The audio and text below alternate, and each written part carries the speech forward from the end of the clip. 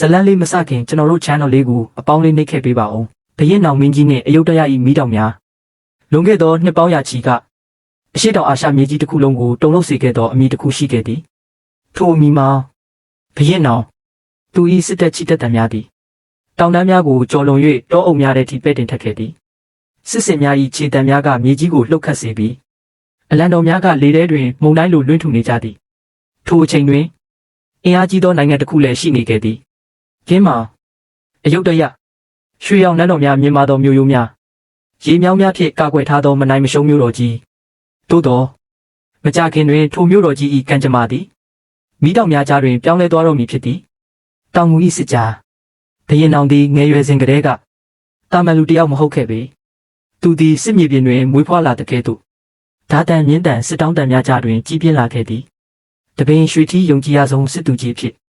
တိုက်ပွဲတိုင်းတွင်ရှေ့ဆုံးကဦးဆောင်ခဲ့သည်စစ်မြေပြင်တွင်သူ၏မျက်လုံးများသည်မိတောင်များလိုတောက်ပနေပြီး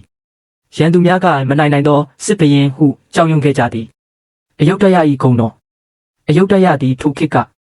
အလွန်ချမ်းသာပြီးအင်အားကြီးသောနိုင်ငံဖြစ်သည်ရွှေနှင့်ဖုံးလွှမ်းထားသောနန်းတော်များနိုင်ငံခြားကုန်သည်များပြည့်နှက်နေသောဈေးများစစ်တီအင်အားထောင်ပေါင်းများစွာထိုမြို့တော်ကိုညီသူများမသိမ့်ပိုက်နိုင်သောမြို့ဟုလူများကပြောဆိုကြသည်သို့သောဘရင်နောင်သည်ထိုစကားကိုကြားသောအခါတိတ်တဆိတ်ပြုံးလိုက်သည်ဟုဆိုကြသည်စစ်မုန်တိုင်းစတင်ခြင်း1563ခုနှစ်မိုးအုပ်နေသောနနက်ခင်းတစ်ခုတွင်မြန်မာစစ်တပ်ကြီးစတင်ချီတက်ခဲ့သည်စစ်စင်များ၏အော်ဟစ်တံများမြင်းတပ်များ၏ဖုန်တက်တံများစစ်တောင်းများ၏တိခတ်တံများက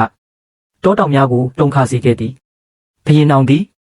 အနက်ရောင်စစ်စင်ကြီးပေါ်တွင်ထိုင်လျက်တိတ်ဆိတ်စွာရှေ့ကိုကြည့်နေသည်သူ၏မျက်လုံးထဲတွင်အောင်နိုင်မှု၏မိတောင်များလောင်ကျွမ်းနေသည်